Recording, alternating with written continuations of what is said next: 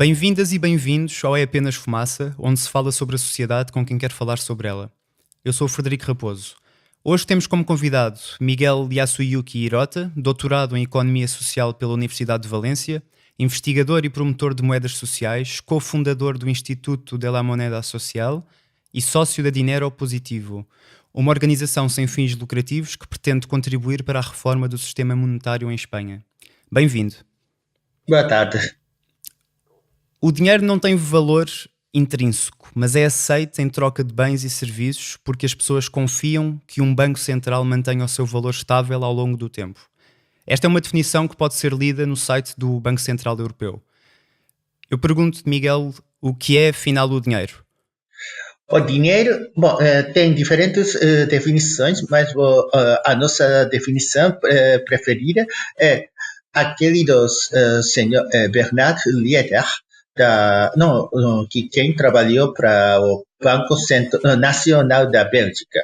E ele como falei mais tarde, como experto em moedas complementares, mas a definição dele sobre o dinheiro é o seguinte: o dinheiro é acordo dentro de uma comunidade de usar algo como meio de intercâmbio. Em primeiro lugar, é um acordo, um consenso. Ou seja, nas épocas antigas, as pessoas usavam sal, concha, ouro, etc., como dinheiro. Hoje em dia, são notas de 5, 10, 20 euros, etc., mas a maioria do dinheiro que usamos, na verdade, não são nem notas, são, na verdade, saldos nas contas bancárias. E nos últimos anos também nós vimos que, por exemplo, o Bitcoin também funciona até certo grau como dinheiro, ou seja, como meio de troca. Ok. E porquê é que... Porque sempre tem... E se o valor do dinheiro, se o dinheiro não tem valor per si, que é o caso das moedas comuns, quem é que é responsável por decidir o seu valor? Bom, diferentes tipos de moedas têm diferentes mecanismos para garantir o valor. Por exemplo, nas épocas antigas, as pessoas usavam aquelas notas, aqueles bilhetes lastreados com ouro. Por exemplo, antes da queda do Bretton Woods, em 1971, ou seja, na década como 50 ou 60, 1950 ou 60, aproximadamente $1 estava lastreado com 0,8 gramos de ouro. Então, essas notas circulavam, estavam aceitas no mundo inteiro, porque todo mundo confiava esta convenção. Mas hoje em dia eu diria que o motivo principal para as pessoas aceitarem dinheiro, euro, etc., é que sempre tem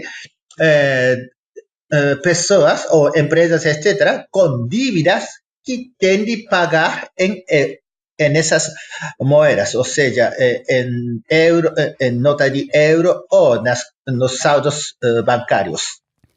Num texto intitulado O Futuro da Banca, Dinheiro Positivo e Desregulação do Sistema Financeiro, Miguel Ordóñez, ex-governador do Banco Central de Espanha, sugere que se questione o sistema bancário atual por permitir que os bancos privados criem dinheiro.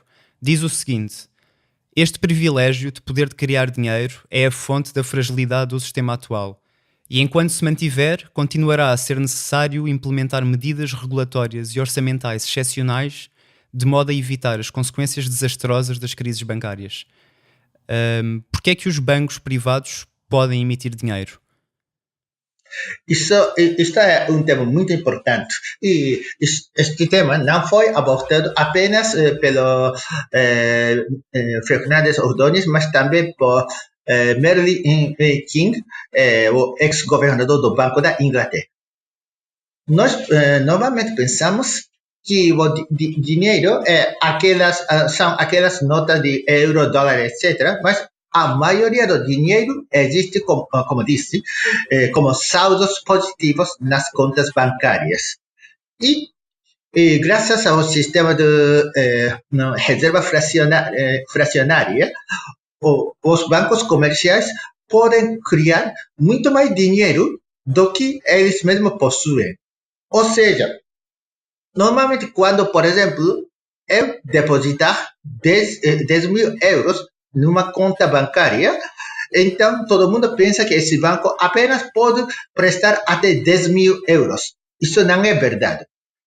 Esse banco pode prestar muito mais, por exemplo, 50 ou 100 ou 200 mil euros, porque graças a esse sistema da reserva fracionária, apenas o banco só precisa ter uma porção muito pequena de reserva, por exemplo, 1%. Então, o único limite que restringe essa criação do dinheiro pela banca privada é o receio da insolvência. Ou seja, o banco presta sem limite, empresta sem limite o dinheiro, sempre e quando pensar que não pode ganhar dinheiro prestando dinheiro, não prestando dinheiro e cobrando taxa de juros. Uhum. E se a emissão do dinheiro pode, como estamos a perceber, pode ser privada, quem é que é responsável por controlar a emissão da moeda? Então, não há responsáveis? São os bancos centrais? Bom, neste caso, quando os bancos tiverem problemas, na verdade são os estados que têm de resgatar.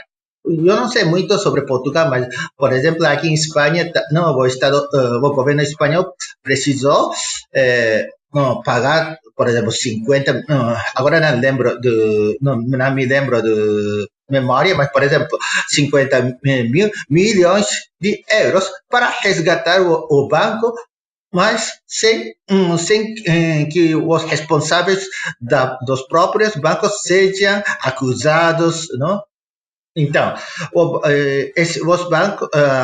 bancos privados, na verdade, desfrutam essa imunidade política e econômica. Em Portugal aconteceu exatamente a mesma coisa. E as pessoas podem, como dizia, como há pouco disse, consta da definição do site do Banco Central Europeu, as pessoas podem confiar nos bancos centrais, apesar de estes serem instituições juridicamente independentes dos governos. Isto é outro tema de que nós, como dinheiro positivo, estamos a questionar. Na verdade, dinheiro positivo é apenas a excursão espanhola do movimento internacional que chama International Movement for Monetary Reform, ou seja, movimento internacional pela reforma monetária. E, entre outros países, o movimento é mais forte no Reino Unido, onde nasceu Positive Money em 2010. Eles eles exigem que essa criação monetária seja o monopólio do Banco Central e eles agora contam com o apoio de diferentes pessoas. Por exemplo, Martin Wolf, que é colunista do próprio Financial Times. Ele diz: vamos quitar da banca privada o poder criar dinheiro. Isso parecem palavras de um comunista, mas não é. Claro, Financial Times não pode ser comunista, mas ele disse, porque ele viu muitos problemas dentro dessa criação monetária pela banca privada. No Fundo Monetário Internacional também tem dois pesquisadores que fizeram um estudo parecido e também favorável à nossa proposta, e um deles foi depois nomeado como senior advisor do Banco da Inglaterra. E também Ben Dyson, pesquisador do Positive Money, foi também recrutado pelo próprio Banco da Inglaterra. E também tem outros países como Islândia, a Holanda, onde os governos estão promovendo mais, e também Espanha, no caso do Miguel Ángel Fernández Ordóñez, ex-governador do Banco de Espanha, mas o país mais interessante a este respeito é a Suíça, onde no dia 10 de junho terá referendo sobre esse tema. Miguel, a definição das políticas económicas e a definição das políticas monetárias, isto é uma coisa que foge ao controle das pessoas, foge ao controle democrático? Bom, em primeiro lugar, podemos dizer que hoje em dia o governador do Banco Central Europeu não foi eleito por processos democráticos. Ou seja, em cada país, o primeiro-ministro é escolhido através de um processo democrático, mais ou menos, mas ninguém votou para o senhor Mário Draghi. Pelo menos ninguém na rua. Mas o presidente do Banco Central Europeu é nomeado pelo Conselho Europeu, que reúne os chefes de Estado e governo dos Estados-maiores. Se calhar eu perguntava-te se é verdade aquilo que podemos ler no site da União Europeia, que é que o Banco Central Europeu tem como funções gerir o euro, manter a estabilidade dos preços e conduzir a política económica e monetária da UE. E se o presidente do Banco Central Europeu é nomeado pelo Conselho Europeu, que, como acabei de dizer, reúne os chefes de Estado e governo dos Estados-membros, se os membros da Comissão Executiva do BCE, do Banco Central Europeu, são apontados pelos líderes políticos dos países da União, e se, por exemplo, no caso português, o governador do Banco de Portugal é nomeado pelo governo, isto não significa, ou não deveria significar, que o sistema económico e monetário é conduzido de forma democrática? Bom, para ser verdadeiramente democrático, precisaria de outros processos, mais transparência, mais participação democrática. Ou seja, hoje em dia o Banco Central Europeu não tem como objetivo a criação de emprego e também não precisa lutar contra a pobreza. Porque o governador do Banco Central Europeu precisa trabalhar para esse estatuto que apenas pensa na estabilidade dos preços. O único interesse do Banco Central Europeu é evitar inflações, né? E ao detrimento pode ser de, por exemplo, empregos, falência de algumas empresas. Portanto, as políticas em que as pessoas votam quando vão às urnas nas eleições não se refletem depois na forma como é gerido o dinheiro a partir do Banco Central Europeu? Bom, em primeiro lugar, essa influência dos povos europeus sobre o Banco Central Europeu é demais indireto. E em segundo lugar, não tem, ainda falta mecanismo para realmente o povo monitorear a operação do Banco Central Europeu. Pelo menos na minha opinião. E que mecanismos é que deviam existir? Ou seja,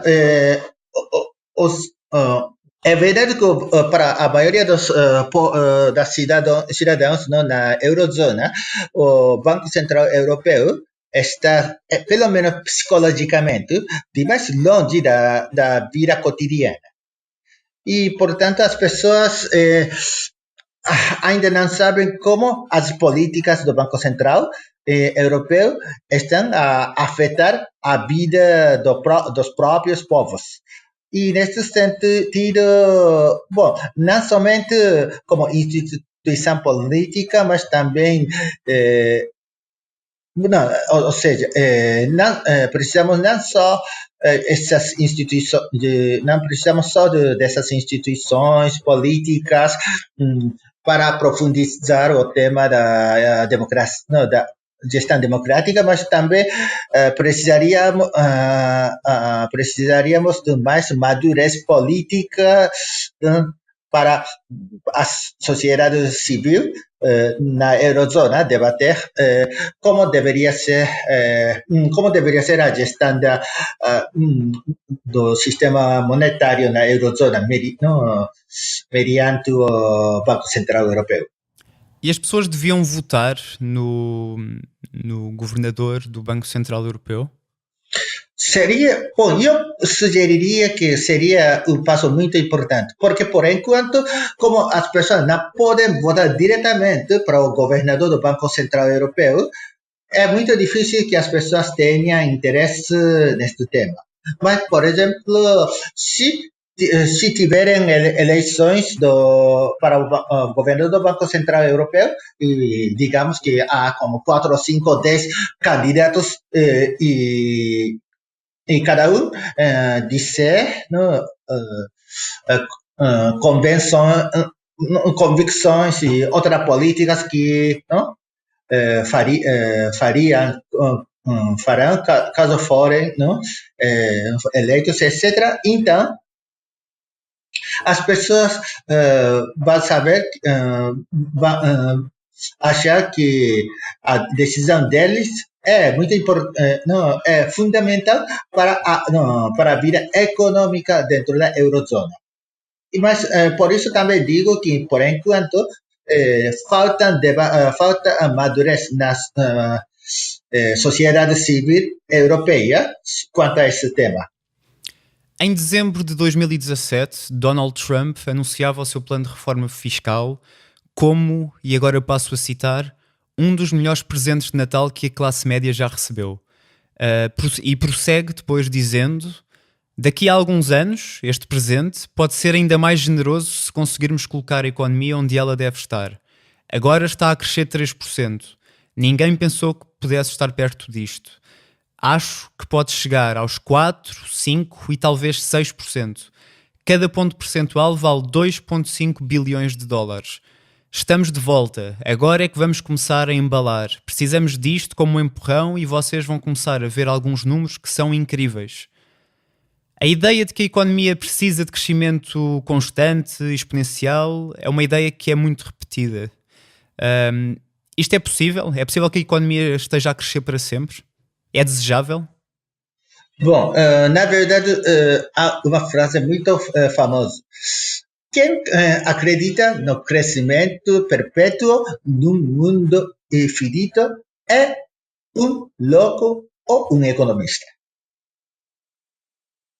Ou seja, e eu queria referir-me a uma economista alemã que lamentavelmente faleceu há 4 anos, mas essa senhora alemã deixou uma mensagem muito importante na obra, que ela publicou um livro que em inglês se chama Interest and Inflation Free Money.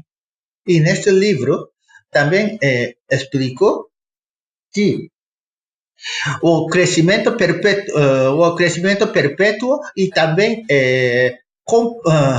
exponencial é como cancro. E digo por que exponencial? Porque a nossa o crescimento da nossa economia está baseado também no crescimento que não é linear, ou seja, não é como 1, 2, 3, 4, 5, mas tipo como 1, 2, 4, 8, 16, 32, etc. Então, o crescimento é cada vez mais acelerado e, digamos, cedo ou tarde, esse crescimento choca o limite dos recursos naturais. Portanto, não é sustentável a ideia de que o crescimento económico pode ser exponencial e que pode existir crescimento para sempre. Para sempre é impossível. Cedo ou tarde terá de chocar esse limite e todo sistema baseado nesse crescimento perpétuo cairá cedo ou tarde. A Positive Money, em português a dinheiro positivo, é uma organização sem fins lucrativos com sede em Londres que se dedica à promoção de, e passo a citar, um sistema monetário e bancário que sirva a uma economia justa, democrática e sustentável e que não dependa de bolhas imobiliárias, picos do mercado de ações e níveis de desigualdade insustentáveis. A organização de que fazes parte, em Espanha, a Dinero Positivo, pretende fazer eco das propostas desta organização britânica em Espanha. Peço-te agora que nos expliques e nos enquadres também esta proposta alternativa para o sistema monetário e bancário. Então, então vimos que o crescimento econômico desculpa, a criação monetária hoje em dia é feita pela banca privada. E, ou seja, a própria injeção da massa monetária é o negócio desses bancos privados. Então, eles apenas dão dinheiro para nós quando tem mais, quando vem a possibilidade de ganhar dinheiro. Ou seja, prestar, por exemplo, 10 mil euros e depois receber 15 mil euros. Não só o principal, mas também juros. O problema é que, então, hoje em dia, sobretudo quando a economia está cada vez mais como especulativa, então os bancos têm cada vez mais vontade de emprestar dinheiro para esses projetos, para criar bolhas. E, então, essa bolha imobiliária que existe agora em Londres e talvez em algumas zonas gentrificadas em Lisboa. Isso, então, isto é o jeito de o requisito para o banco conceder dinheiro para nós. E o que queremos, como positivo money, dinheiro positivo, etc., é que o Banco Central, ou talvez uma secretaria dentro do governo nacional, esteja responsável de injetar uma quantidade adequada de dinheiro, sobretudo para projetos realmente importantes. Não ou seja, em vez de financiar só para bolhas e outros projetos que não respeitam meio ambiente nem direitos humanos dos trabalhadores, queremos que haja mais financiações para a criação de um mundo mais sustentável. E que projetos importantes são esses de que falas? Consegues dar-nos alguns exemplos? Bom, ainda falta, por exemplo, eu diria que algumas instituições financeiras no setor público jogaram esse papel importante de financiar para alguns projetos que talvez não sejam tão rentáveis, lucrativos como outros projetos das empresas privadas, mas que tem muita relevância social, por exemplo, o Brasil tem esse o banco BNDES, que também trabalha para o desenvolvimento desses setores mais vulneráveis. E, ultimamente, alguns governadores dos bancos centrais começam a dizer a importância desses bancos centrais jogarem um papel mais ativo na luta contra o câmbio climático. Ok. E nessa luta, será que, por exemplo, e agora passando para outro tema, será que as moedas sociais e locais podem ser uma forma de entrar também nessa luta? Será que, e será sobretudo que as moedas sociais e locais podem ser uma forma de dar às pessoas aquilo que, por exemplo, a Positive Money fala como o grande déficit democrático no modo como o sistema funciona e como as políticas são decididas? Bom, normalmente as moedas sociais funcionam dentro de um âmbito muito pequeno onde realmente funciona a democracia. E, sobretudo para vocês em Portugal, é muito interessante estudar o caso do Banco Palmas em Fortaleza, Brasil, simplesmente porque aqui em Espanha as pessoas têm dificuldade em perceber português, mas vocês, claro, não têm um problema de perceber o brasileiro. Então, o Banco Palmas nasceu há 20 anos como uma instituição do Banco,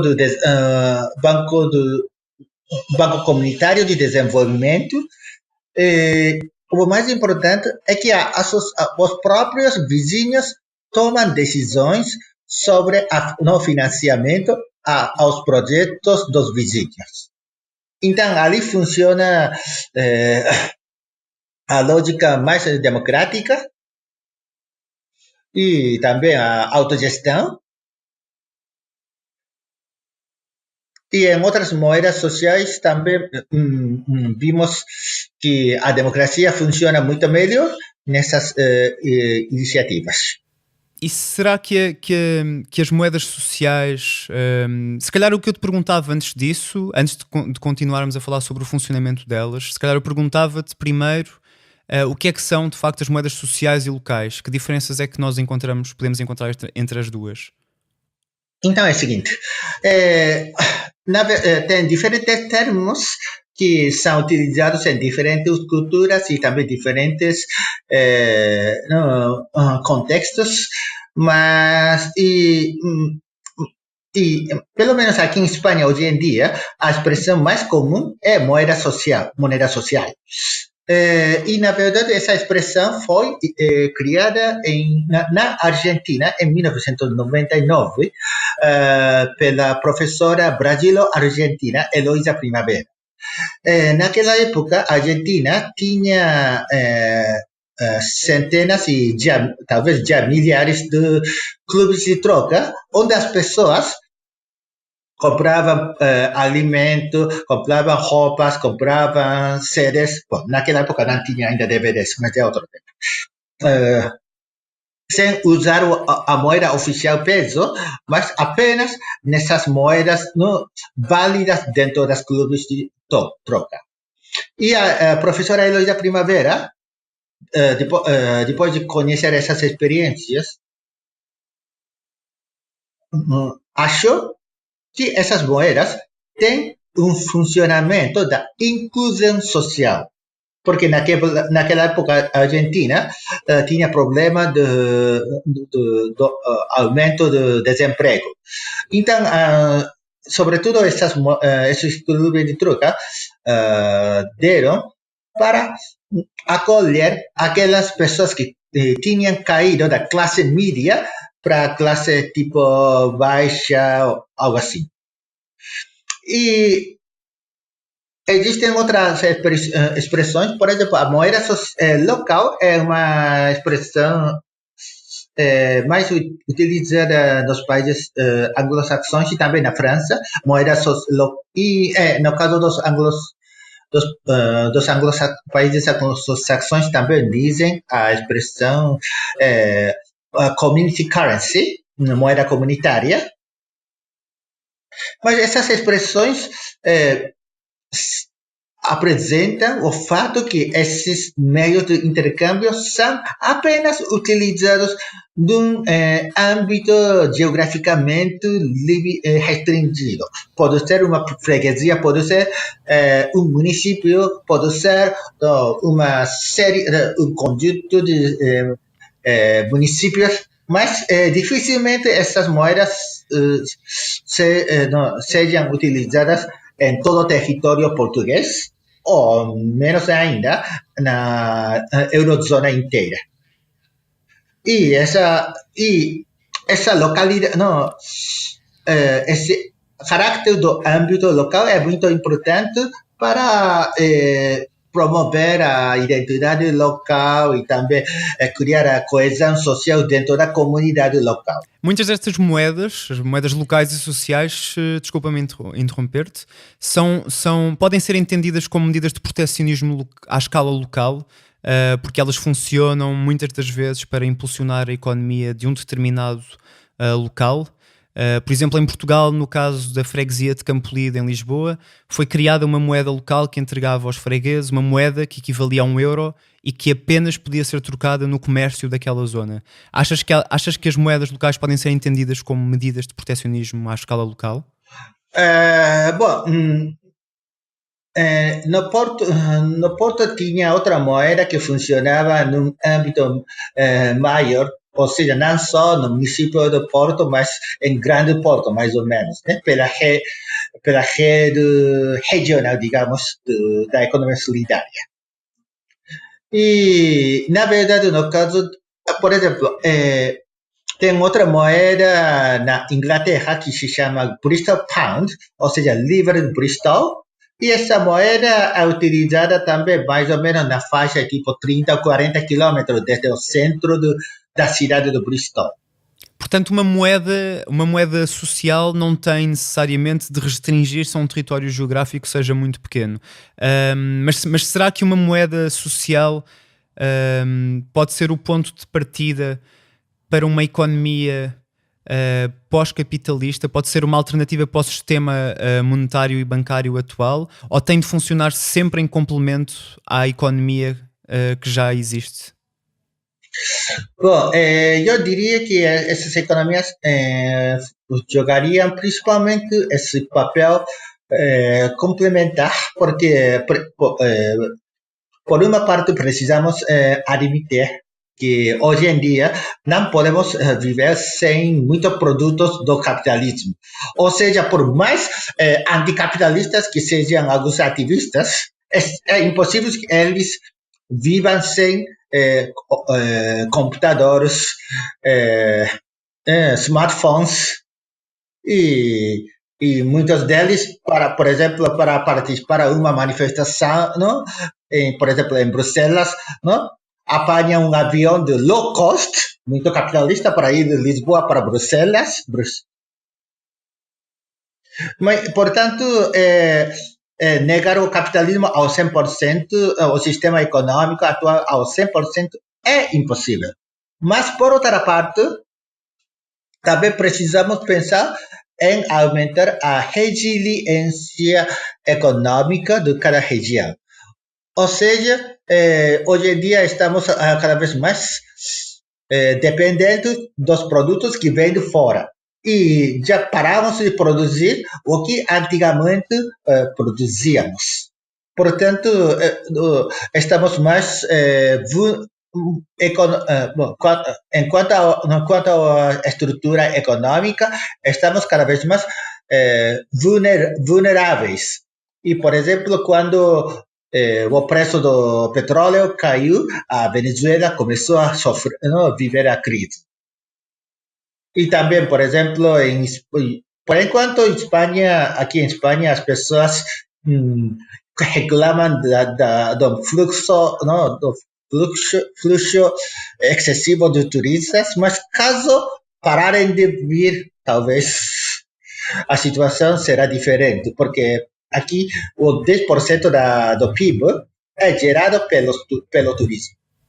E relativamente a isto de que agora falavas, ou seja, nos problemas de riqueza, na distribuição de riqueza, em 2017, um estudo, o relatório da Oxfam International, Reward Work Not Wealth, que foi lançado em janeiro deste ano, dizia que em 2017 82% da riqueza criada foi parar aos 1% mais ricos e que nenhuma foi parar aos 50% mais pobres. Enquanto isso acontecia, assistia-se ao maior aumento de bilionários na história. Um bilionário a cada 2 dias. Ahm, Consideras que as moedas sociais surgem como uma resposta às desigualdades na distribuição da riqueza? Pelo menos tem essa potencialidade, digamos. Ou seja, ainda o tema das moedas sociais ou locais é pouco conhecida. Essas experiências são tão pouco conhecidas que falta experiência para demonstrar a viabilidade. Mas a e nesse sentido também queria apresentar a outra definição dessas ferramentas. Moeda complementar. Essa palavra, não, esse termo foi inventado pelo economista belga Bernard Lietaer, e ele achou que essas experiências, não, ou moeda social, moeda local, moeda comunitária, jogava um papel complementar à economia oficial. E tem um estudo muito interessante. Na Suíça tem um banco que se chama Banco V, e eles concedem créditos na moeda social VIR, em vez do franco suíço. E, segundo um estudo muito interessante, tem mais atividades no Banco V quando a economia suíça oficial se reduz, e o Banco V se reduz quando a economia oficial suíça vai bem. Então, a economia do VIR e a economia do franco suíço vão em paralelo e funcionam como a balança, né?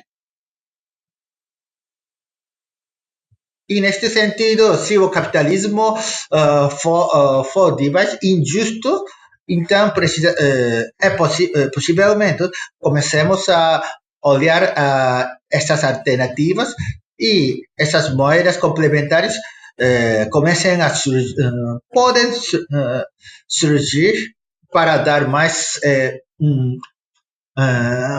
alívio às pessoas marginais. E como é que se assegura que uma moeda social, que a gestão de uma moeda social é feita de uma forma democrática e participativa? Como é que se assegura que ela existe, de facto, considerando preocupações sociais? Bom, é muito importante lembrar-se que a maioria das moedas sociais são gestionadas como um projeto de uma associação ou cooperativa. Então, uma associação, uma cooperativa é novamente gestionada democraticamente pelos sócios, né? Do mesmo jeito que, por exemplo, uma associação, não, por exemplo, uma cooperativa de trabalho associado tem que ser gestionado cooperativamente entre os sócios. E ali, uma pessoa tem um voto. Não é como no caso da empresa capitalista, desculpa, onde uma ação vale um voto. Mas são incorruptíveis. Por exemplo, a Faircoin, que é uma moeda social digital, apresenta-se como, e passo a citar, a moeda para os 99%. E aponta como objetivo construir uma moeda que seja estável, global e incorruptível. Isto é possível? É possível criar uma moeda que não seja corruptível? Bom, o caso do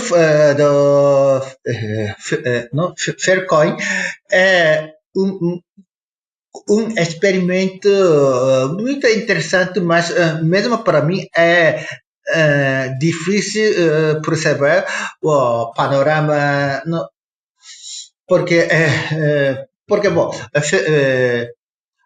O Faircoin nasceu como projeto da cooperativa no Faircop, seria uma cooperativa global, mas, em primeiro lugar, juridicamente não pode existir uma cooperativa global.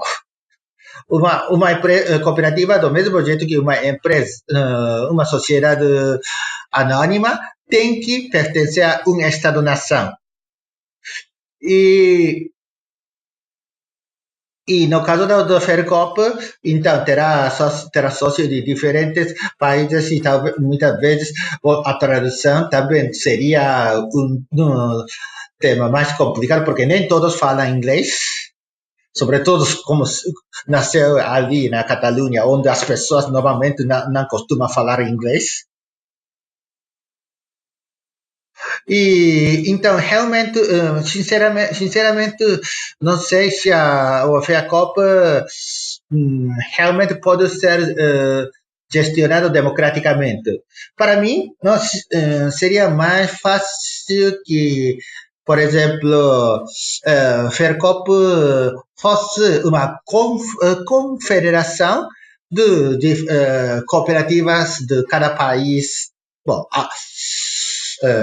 e, por exemplo, então, os representantes portugueses falam, vão para uma conferência, para a Assembleia Internacional, para falar com representantes catalães, espanhóis, italianos, franceses, americanos, brasileiros, japoneses, chineses, etc, etc.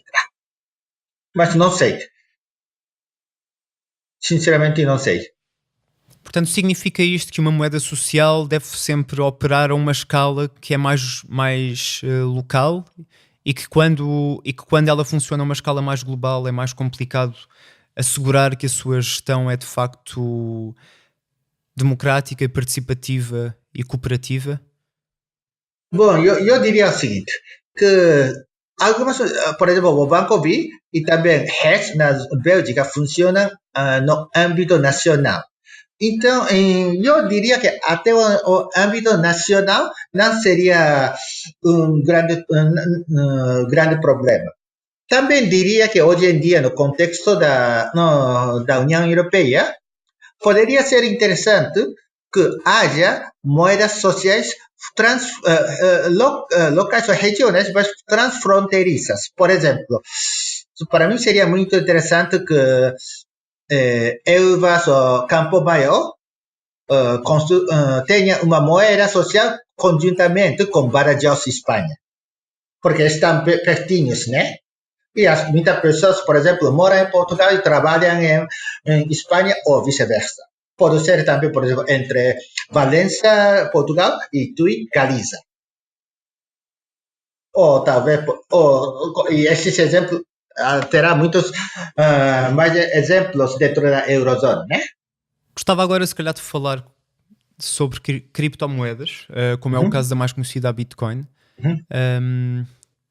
Consideras que, pelo facto de terem a sua gestão descentralizada e de poderem ser criadas por qualquer um, consideras que as criptomoedas constituem uma boa alternativa à moeda convencional? Então, eu já falei do lastro no tema do dólar, né? Ou seja, na década de 50 ou 60, cada dólar estava lastreado com 0,8 gramos de ouro. Mas o problema é que no caso do Bitcoin não tem nenhum lastro, nem tem mecanismo para oferecer uma massa monetária adequada. Ou seja, por enquanto, há muitas pessoas com vontade de comprar Bitcoin e por isso o Bitcoin está bem valorizado, tipo como 5 ou 7 mil dólares por Bitcoin. Mas não tem a diferença do dólar na década de 50 e 60, Bitcoin não tem nenhum lastro.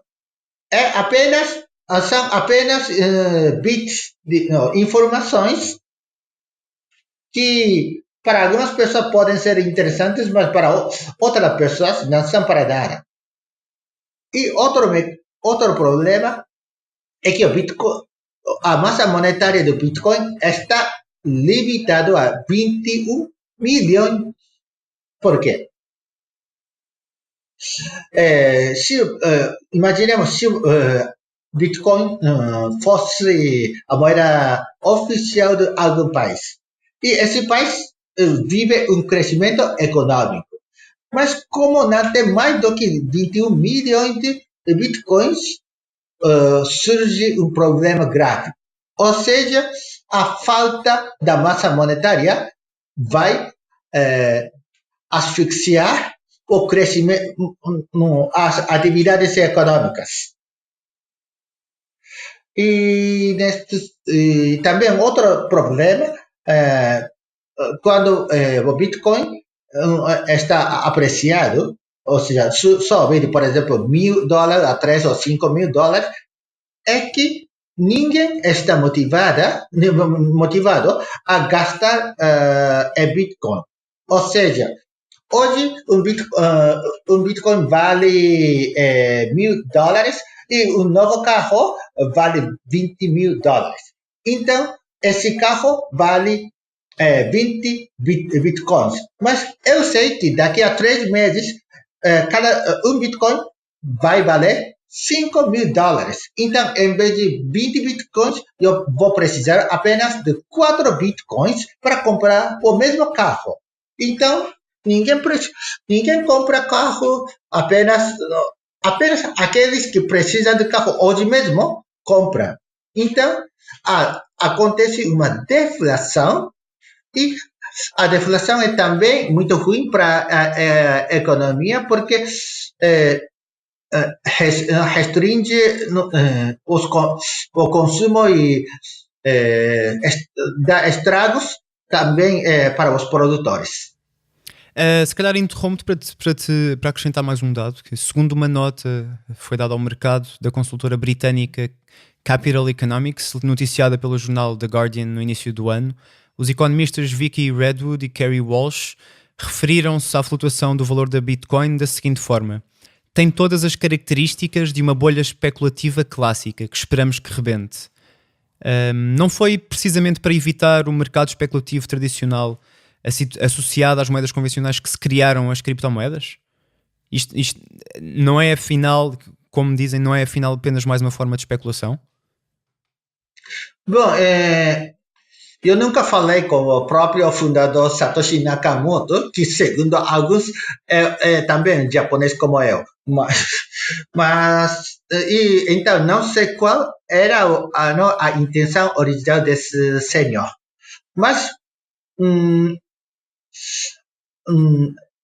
eu diria que o próprio Nakamoto não tinha nenhuma intenção especulativa. Apenas queria fazer um experimento social de uma moeda virtual baseada na tecnologia de cadeia de bloques. Mas esse projeto, e depois de alguns anos, alguns especuladores começaram a achar que o Bitcoin é interessante, começaram a comprar para criar bolhas, mas não acredito que criar bolha fosse o objetivo inicial do Nakamoto. E uma moeda social não corre nunca este perigo da especulação? Bom, a não ser que desenhemos intencionalmente para criar bolhas, normalmente as moedas sociais não são para criar bolhas. Ou seja, por exemplo,